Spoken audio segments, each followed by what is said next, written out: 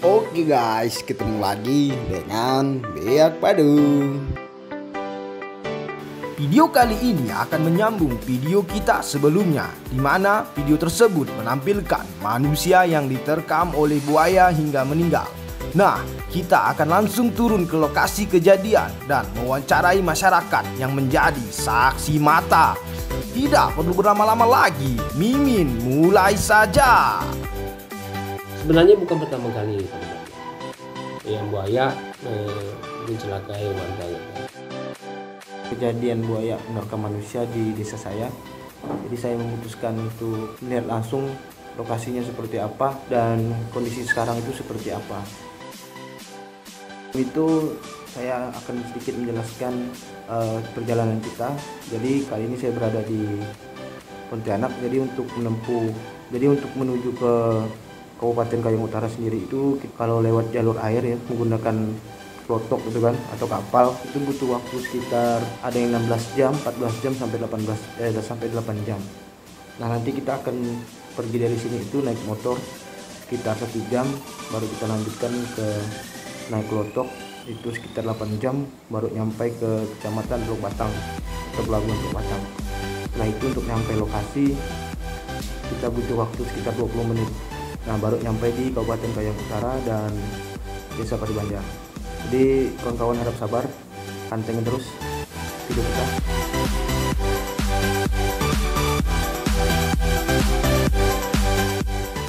Kejadiannya 10 Agustus tahun 2021, tepatnya hari Selasa, kurang lebih pukul 4 sore.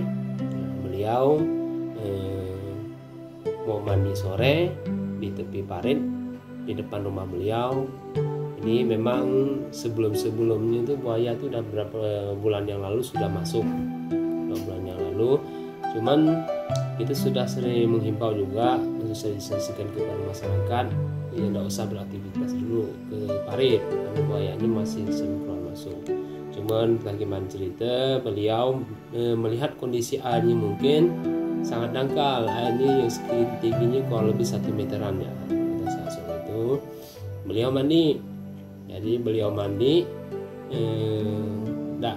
tanpa diketahui orang, ya, mandi ke sungai, ke parit, tak taunya kejadian.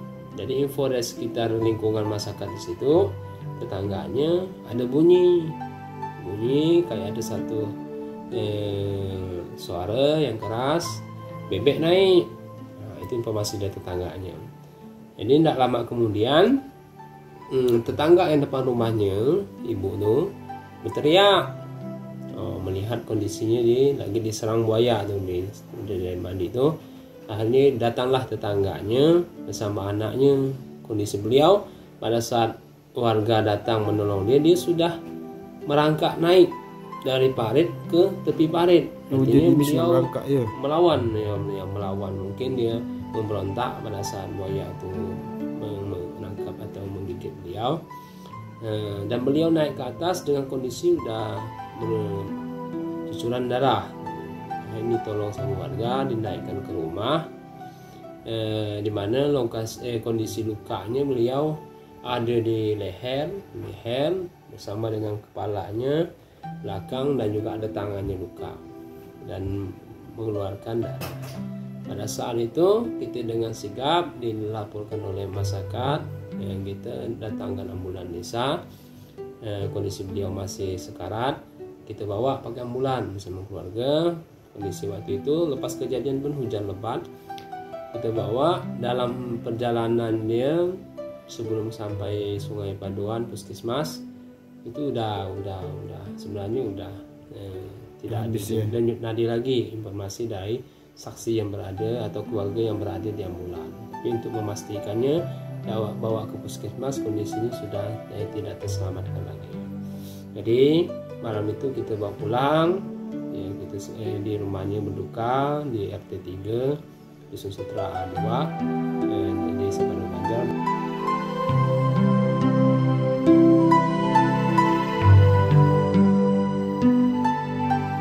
Dan malam itu kita masyarakat ramai berbondong-bondong, ya, apakah buayanya masih ada di parit tersebut dan berusaha untuk menangkap. Ini hasil diskusi kita dengan masyarakat setempat. Malam itu juga kita mencari jaring karena kita mendadak, tidak ada kelengkapan alat. Sambil juga saya pemerintahan desa kita menyampaikan hal ini ke pihak yang berwajib, menyampaikan ke kawan-kawan yang BKSDA dan juga di Basarnas, BPBD Kabupaten Kayong Utara. Dan juga sambil nunggu besok upaya harus dilakukan, malam itu kita sudah ada upaya, kita pasang jaring di tepi sungai tersebut, berharap buayanya belum keluar dan bisa dijaring malam itu juga. Sudah dipukat, pasang dalam. Kondisi buayanya tidak ada, tapi masih optimis kalau buayanya masih di dalam. Kalau dikeluar dia akan dapat kita tangkap. Ditunggu semalaman, warga pun tidak tidur sampai pagi jam 9 pagi. Airnya udah kering, tinggal hanya setengah meter dan ternyata buayanya tidak ada. Jadi kita kumpul dari desa, kita kumpulkan Pak Dukun bergabung bersama-sama bagaimana melakukan ritual secara adat atau secara kampung lah, secara adat. Jadi setelah dilakukan itu jaring belum dipasang, dibuka kembali jaring yang sudah terpasang, buka kembali. Pada siang itu dilakukan prosesi ritual adat secara berdukun, dan air pun sudah masuk mulai pasang.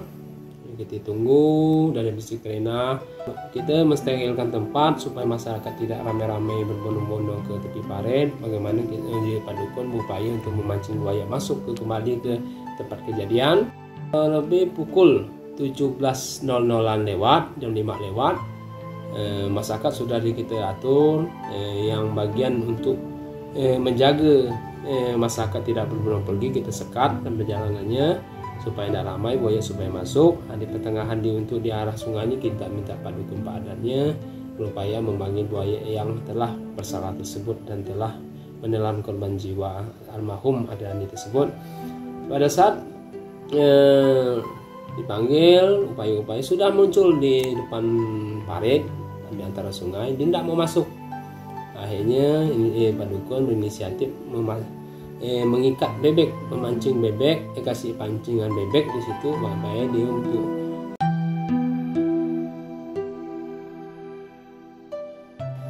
setelah dia masuk, dia mengarah ke dermaga dekat kejadian itu tempat penangkapan yang tersebut, dan dia menangkap bebek tersebut dan sudah dapat dilihat ada di parit. Upaya yang dilakukan dari jam 5:30 kurang lebih hampir 2 jam lebih, kurang lebih pukul 8 lewat, buaya itu akhirnya dapat ditangkap oleh warga. Setelah kurang lebih pukul 9:30, buaya itu diamankan ke BKSDA, resort BKSDA di Kabupaten Kayong Utara di Sukadana.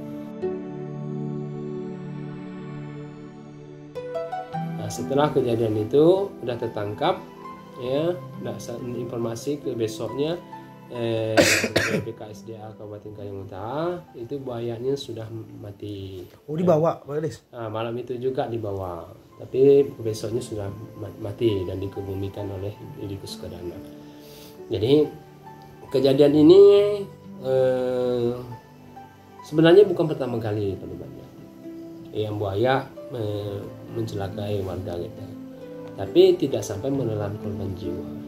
Pada tahun 1989 itu juga pernah kejadian, yaitu ada seorang gadis rame-rame menonton seni budaya Mendu.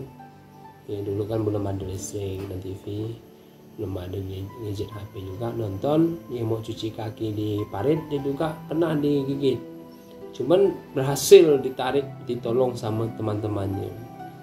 Jadi tidak ada kejadian sampai korban jiwa, tidak ada, hanya korban luka saja.